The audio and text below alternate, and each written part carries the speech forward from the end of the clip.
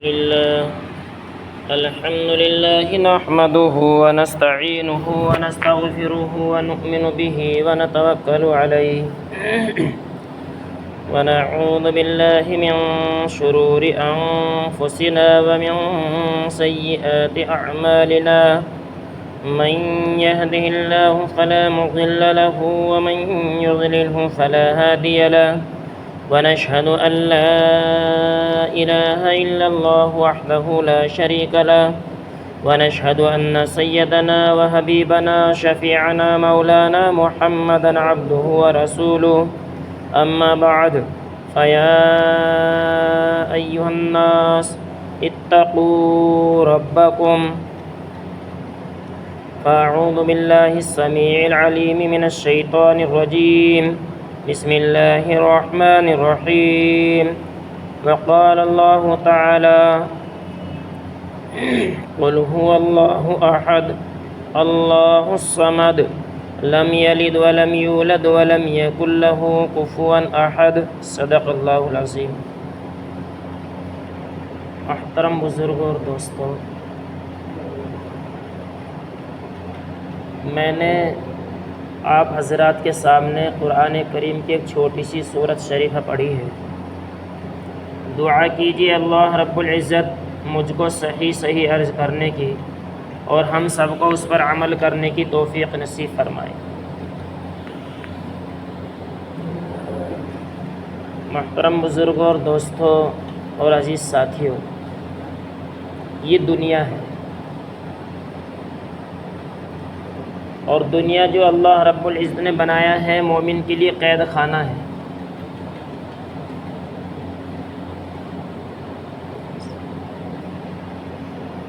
اور کافر کے لیے جنت۔ الحمدللہ ہم سب مومن ہیں، ہم ایمان والے ہیں، اللہ پر، اس کے رسول اللہ صلی اللہ علیہ وسلم پر ہمارا ایمان ہے۔ ایمان کہتے ہیں حضور اکرم صلی اللہ علیہ وسلم کے یقین پر اللہ کے احکام کو ماننے کا نام ایمان ہے، کہ جس خبر کو حضور اکرم صلی اللہ علیہ وسلم نے دی ہے اس خبر کو ہم حضور اکرم صلی اللہ علیہ وسلم کی دی ہوئی خبر کو یقین کر کے مانیں کہ آپ صلی اللہ علیہ وسلم نے جو ہمیں اللہ کی آخرت کی جو بھی خبریں دی ہیں، چاہے دنیا کی بھی کوئی خبریں دی ہوں، قیامت تک کے آنے والے جتنی بھی پیشین گوئیاں آقا صلی اللہ علیہ وسلم نے دی ہے ان سب پر ہمارا ایمان ہے۔ اسی کا نام ایمان ہے، اسی کو مسلمان کہتے ہیں۔ اب ہر آدمی ایمان والا ہے، ہر مسلمان، لیکن ایمان کئی درجے کا ہوتا ہے۔ ایک ایمان وہ ایمان ہے جو اعلیٰ سطح کا ایمان ہے کہ اللہ کے ہر حکم کی بجاوری، اللہ کے ہر حکم کو مانتا ہے آدمی، بلکہ تلاش کرتا ہے کہ اس موقع پر میرے نبی کا کیا طریقہ ہے، اللہ کا کیا حکم ہے، میں اس کو پورا کروں۔ اور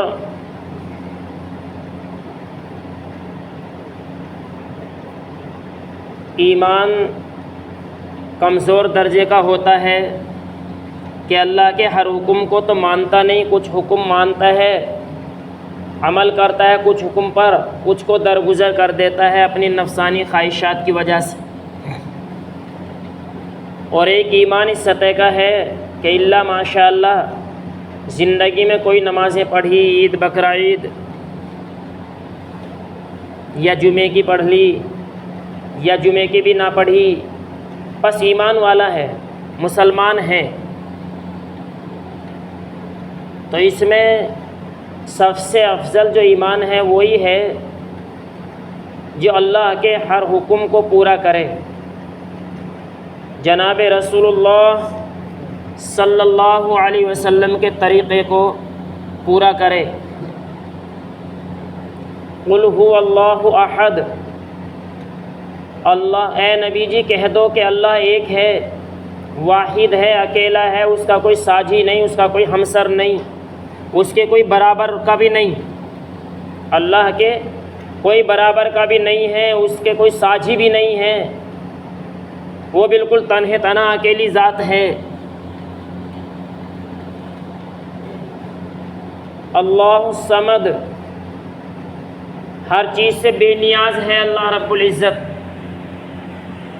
اسے کسی سے کوئی مشورہ لینے کی ضرورت نہیں،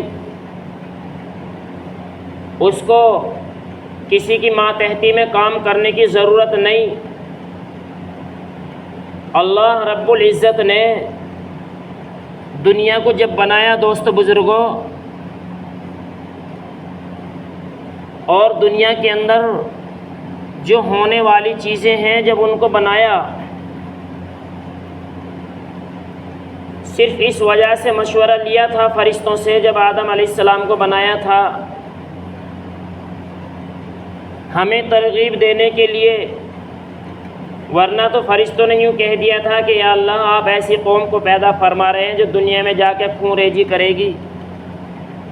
تو اللہ نے یوں کہا تھا کہ جو میں جانتا ہوں آپ نہیں جانتے، اور اللہ نے انسانیت کو بنایا اس لیے ہے تاکہ میں پہچانا جاؤں، میں جانا جاؤں، ورنہ اللہ رب العزت تو لمبے عرصے سے تھا۔ اب کوئی 8000 سال سے اللہ تھوڑا ہی ہے کہ بھئی 8000 سال پہلے اللہ رب العزت نے دنیا کو بنایا، آدم علیہ السلام کو دنیا میں بھیجا، اس سے پہلے اللہ نہیں تھا۔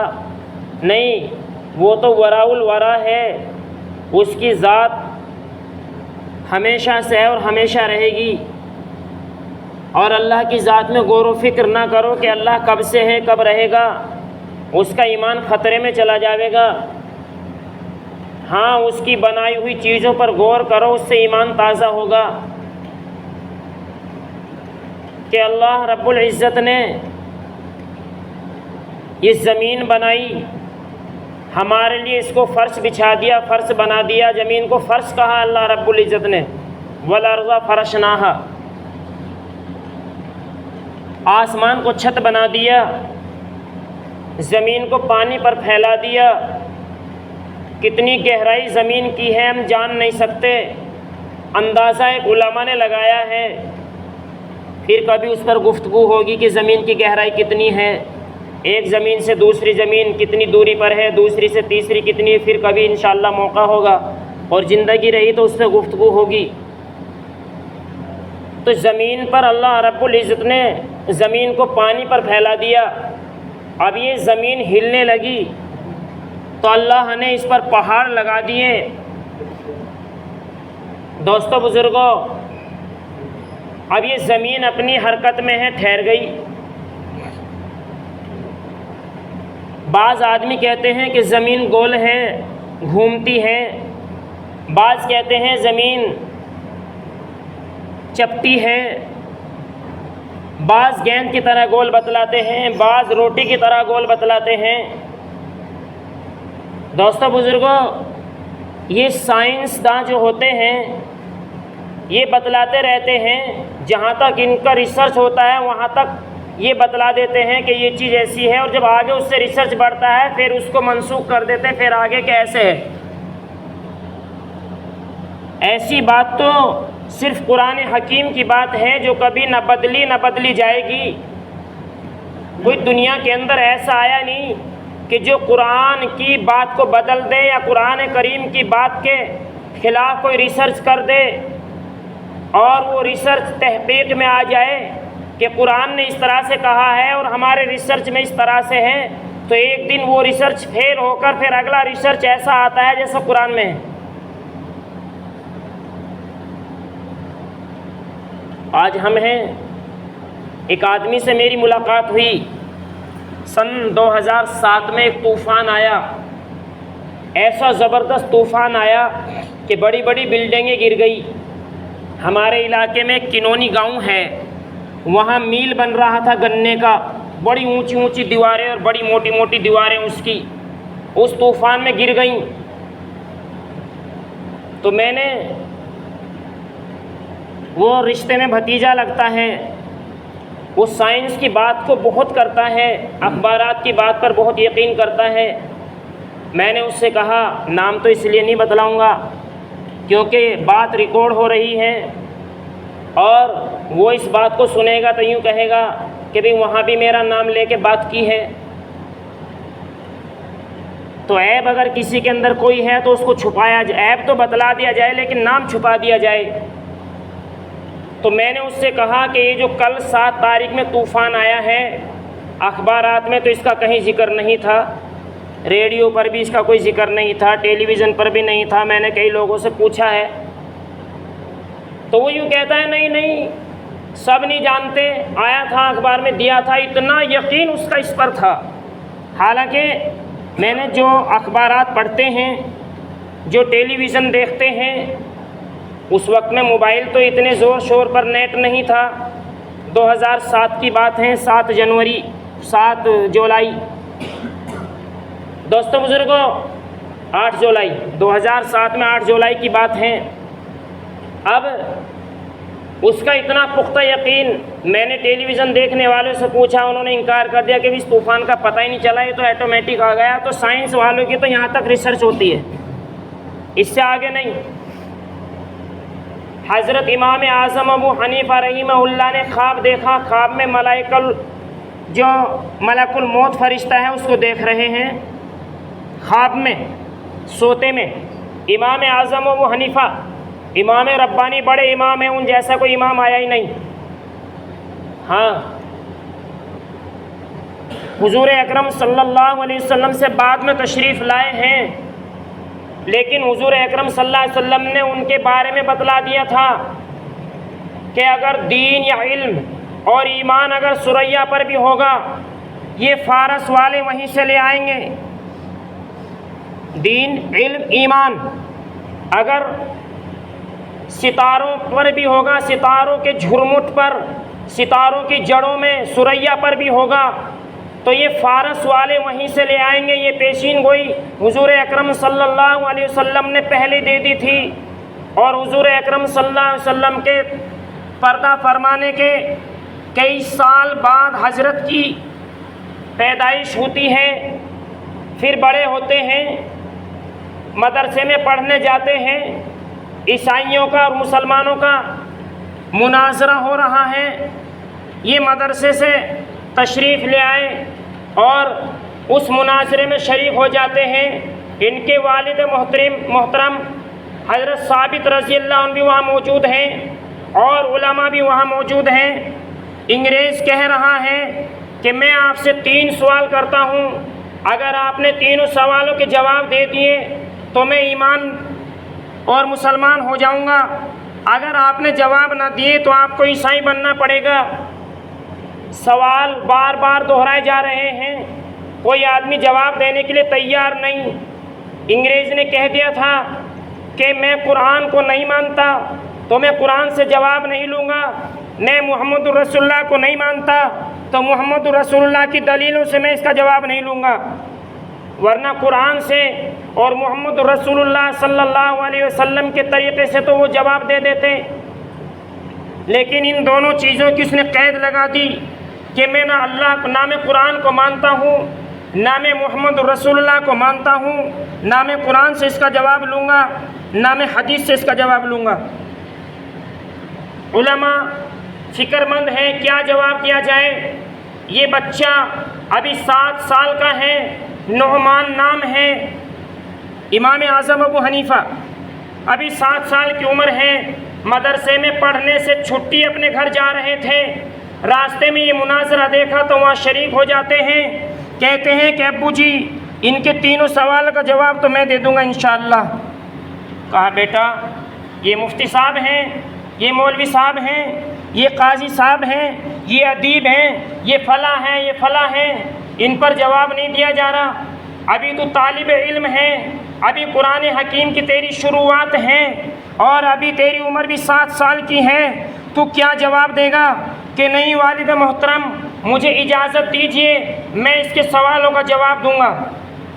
دوستو بزرگوں، ادھر سے انگریز تقاضا کر رہا ہے کہ وقت دیکھ لو، تمہارا وقت پورا ہونے کو ہے، جو ٹائم دیا گیا تھا، اگر آپ کے پاس سوالوں کا جواب نہیں ہے تو آپ عیسائیت کو قبول کر لیں، اسلام کو چھوڑ دیں۔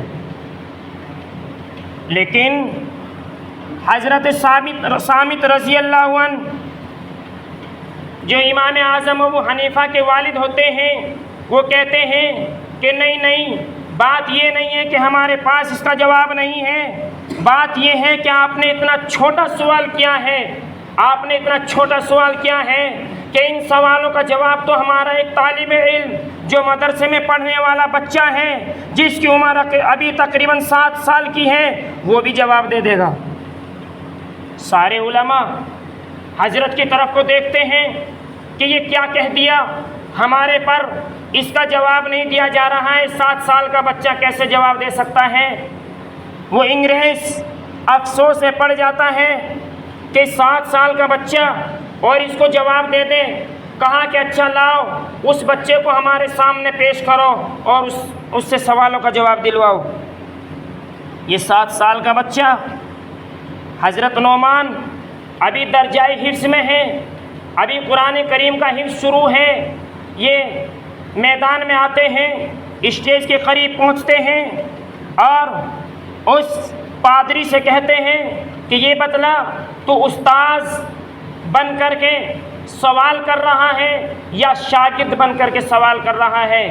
اگر استاذ بن کے سوال کر رہا ہے تو پہلے سبق پڑھا اور جتنا سبق پڑھایا ہے اس میں سے سوال کر، یہ قاعدہ اور قانون ہے دنیا کا۔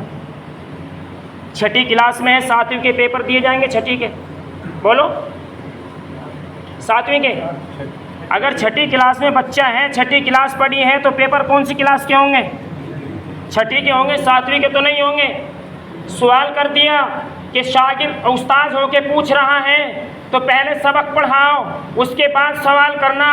اگر شاگرد ہو کر پوچھ رہے ہوں تو یہ کون سے قاعدے اور قانون میں ہیں، یہ کون سے مذہب کے مطابق ہے کہ شاگرد تو اوپر اسٹیج پر کرسی پہ بیٹھا ہو اور استاذ نیچے کھڑا ہو؟ اس پادری نے کرسی کو چھوڑ دیا اور کرسی کو چھوڑ کر کہنے لگا کہ آئیے آپ کرسی پر بیٹھیے۔ بیٹھ جاتے ہیں، پوچھتے ہیں سوال کر، تیرا سوال کیا ہے کہ اس وقت تمہارا رب کیا کر رہا ہے؟ فرمایا کہ میرا رب یہ کر رہا ہے کہ تجھے 87 سال کے بوڑھے کو اور مجھے کرسی پر سے اتار دیا اور مجھے 7 سال کے بچے کو کرسی پر بٹھا دیا، یہ میرا رب کر رہا ہے۔ پتہ سوال کا جواب ہوا کہ نہیں؟ کہ ہو گیا۔ کہ دوسرا سوال کر کیا ہے؟ فرمایا کہ اللہ سے پہلے کون تھا؟ یہ کہ گنتی گن۔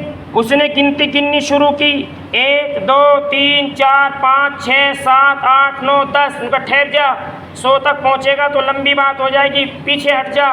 پیچھے ہٹا، 10 9 8 7 6 5 4 3 2 1۔ کیونکہ 1 سے پہلے گن۔ فرمایا 1 سے پہلے کوئی نہیں ہے، کیونکہ تو میرا رب 1 ہے تو رب سے پہلے کوئی نہیں۔ سوال کا جواب ملا کہ نہیں ملا؟ کہ مل گیا۔ کہ تیسرا سوال کر کیا ہے؟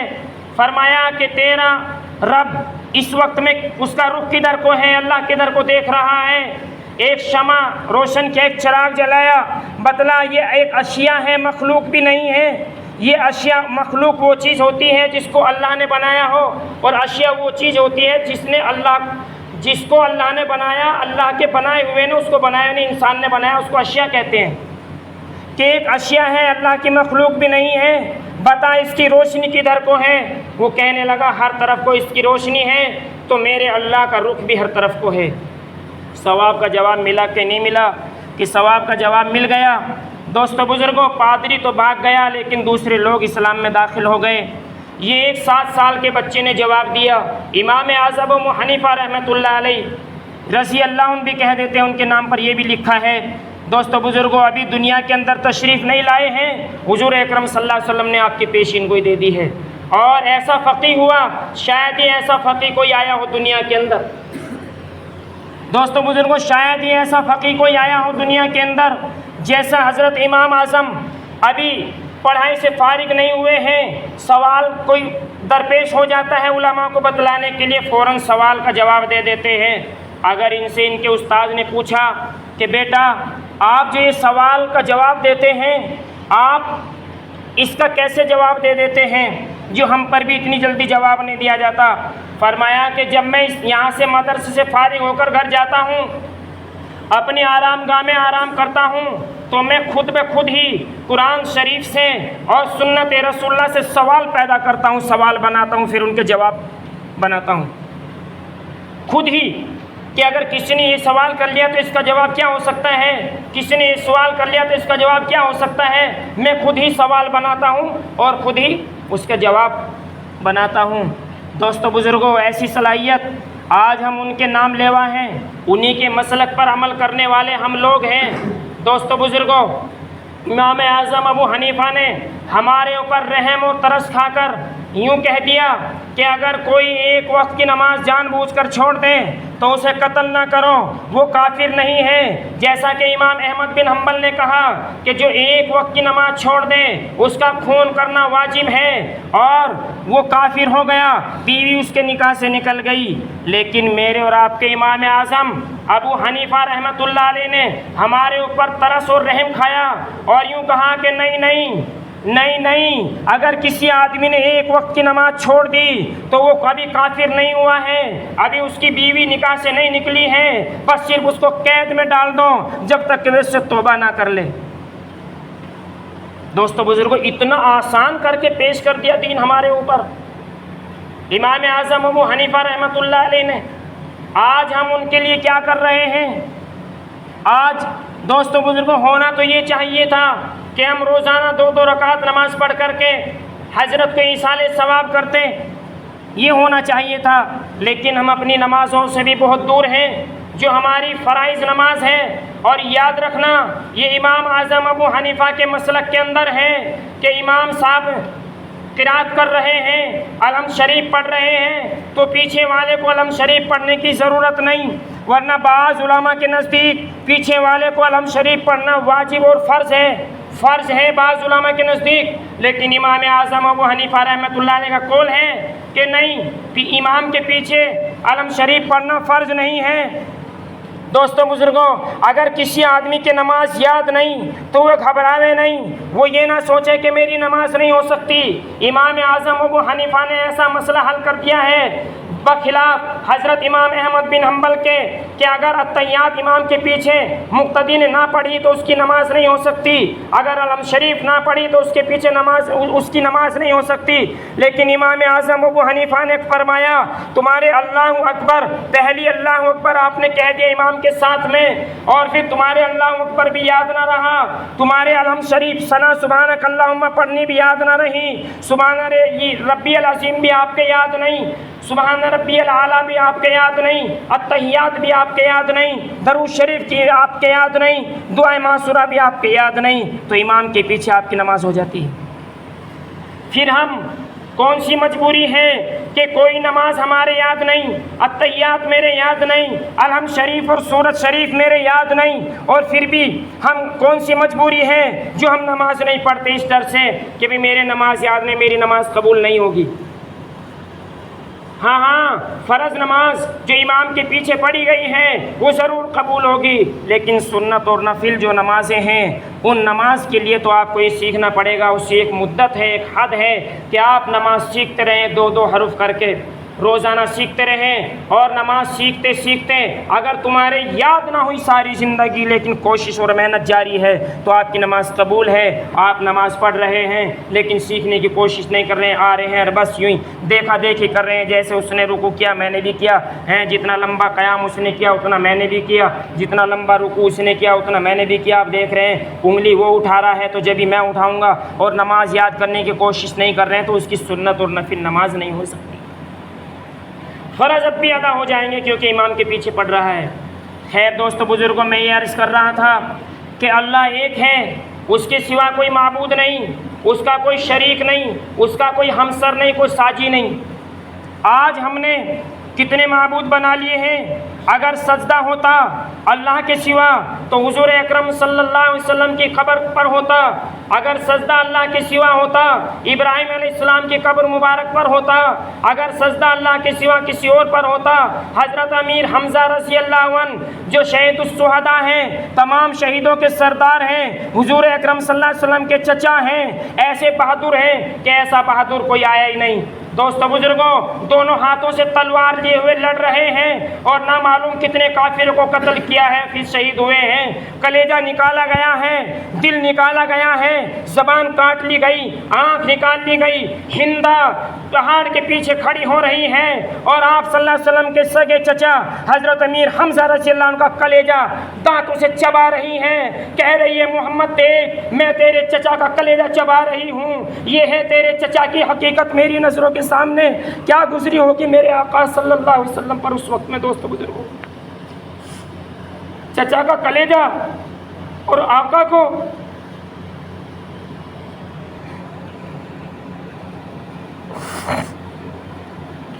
شرمندہ کر کے چبایا جا رہا ہو۔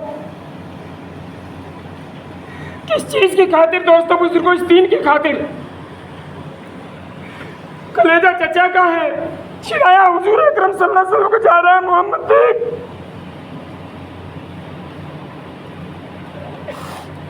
میں تیرے چچا کا کلیجہ چبا رہی ہوں۔ کیا گزر رہی ہوگی حضور اکرم صلی اللہ علیہ وسلم پر اس وقت میں دوستو بزرگوں؟ آج یہ دنیا کہاں چلی گئی؟ جو دین اتنی مصیبتوں سے آیا ہو، اتنی پریشانیوں میں آیا ہو، خود حضور اکرم صلی اللہ علیہ وسلم کے دندان مبارک شہید ہوا ہو، خود حضور اکرم صلی اللہ علیہ وسلم کافروں کے جتھے میں آ گئے ہوں، بڑی تکلیف، بڑے زخم دیے گئے ہوں اس دین کی خاطر۔ آج یہ دین میری زندگی سے نکلا جا رہا ہے، میں آپ کو نہیں کہوں گا، شاید آپ کی زندگی سے وہ دین نہ نکل رہا ہو، لیکن خدا کی قسم میری زندگی سے وہ دین نکل رہا ہے جو حضور اکرم صلی اللہ علیہ وسلم کا لایا ہوا دین ہے۔ کیا تکلیف سنائی جائے آقا صلی اللہ علیہ وسلم کی جو اس دین کی خاطر اٹھائی ہے۔ دوستو بزرگوں، آج میری اپنی زندگی سے وہ دین نکل رہا ہے، میں کتنی کوشش اور محنت کر رہا ہوں کہ میری زندگی میں وہ دین باقی رہ جائے۔ تمام نبیوں کے انبیاء، تمام انبیاءوں کے امام ہیں حضور اکرم صلی اللہ علیہ وسلم۔ تمام انبیاءوں کے جتنے بھی نبی آئے ہیں، آدم علیہ السلام سے لے کر عیسیٰ علیہ السلام تک، سب کے امام ہیں تو محبوب حضرت محمد عربی صلی اللہ علیہ وسلم ہیں۔ دوستوں بزرگوں، طائف کے سفر سے جب واپسی ہو رہی تھی، اللہ تعالیٰ نے فرشتہ بھیجا، اے محمد جنہوں نے آپ کو ستایا ہے اگر کہیں تو دونوں جانب کے پہاڑوں کو ملا کے انہیں کچل دیا جائے، لیکن میرا نبی کیا کہہ رہا ہے؟ جبریل اللہ سے کہہ دینا یہ لوگ مجھے جانتے نہیں، یہ لوگ مجھے پہچانتے نہیں، اللہ ان کو عذاب نہ دے، اللہ ان کو عذاب نہ دے، یہ لوگ مجھے جانتے نہیں، یہ مجھے پہچانتے نہیں۔ دوستو بزرگوں، ایسا نبی حضرت عمر فاروق رضی اللہ عنہ کہتے ہیں، یا رسول اللہ جتنا آپ کو ہم نے ستایا، اگر آپ بھی دیگر انبیاء کی طرح، پہلے نبیوں کی طرح ہمیں بد دعا کرتے تھے تو ہم تو ہلاک ہو جاتے۔ نوح علیہ السلام نے بد دعا دی، ان کی قوم ہلاک ہو گئی۔ یونس علیہ السلام نے بد دعا دی، ان کی قوم ہلاک ہو گئی۔ لیکن ہم جب بھی آپ کو تکلیف پہنچاتے ہیں، آپ ہمارے لیے بد دعا نہیں بلکہ دعا ہی کرتے تھے، اے اللہ کے نبی، یا رسول اللہ اگر آپ ہمیں بد دعا کر دیتے ہم تو ہلاک ہو جاتے۔ ایسا نبی مجھے اور آپ کو دیا ہے۔ آج اس نبی کا دین میری زندگی سے نکلا جا رہا ہے، میں کتنی فکر کر رہا ہوں کہ میرے نبی کا لایا ہوا دین میری زندگی میں راسخ ہو جائے، برابر رہے۔ میں کہتا ہوں مجھے محمد رسول اللہ سے محبت ہے۔ اگر مجھے محمد رسول اللہ سے محبت ہے، میں اپنے دعوے میں سچا ہوں، تو محمد رسول اللہ جیسا اپنا چہرہ کیوں نہیں بناتا؟ اگر میں اس دعوے میں سچا ہوں، مجھے محمد رسول اللہ سے محبت ہے، تو میں اپنے لباس کو محمد رسول اللہ جیسا لباس کیوں نہیں بناتا؟ اگر میں اس دعوے میں سچا ہوں کہ محمد رسول اللہ صلی اللہ علیہ وسلم سے مجھے محبت ہے، تو جن کاموں کا محمد رسول اللہ نے حکم دیا ہے میں ان کاموں کو کیوں نہیں کرتا؟ اگر میں اس دعوے میں سچا ہوں کہ مجھے حضور اکرم صلی اللہ علیہ وسلم سے محبت ہے، تو جن چیزوں سے محمد رسول اللہ نے مجھے روکا ہے آج ان چیزوں سے کیوں نہیں رک رہا ہوں؟ دوستو بزرگوں، میں اپنے گریبان میں خوب منہ ڈال کے دیکھ سکتا ہوں کہ میں محمد رسول اللہ کا باغی ہوں یا محمد رسول اللہ صلی اللہ علیہ وسلم کا عاشق ہوں۔ اپنے گریبان میں منہ ڈال کے ہر آدمی خود فیصلہ کر سکتا ہے کہ میں محمد رسول اللہ کا عاشق ہوں یا میں محمد رسول اللہ کا باغی ہوں۔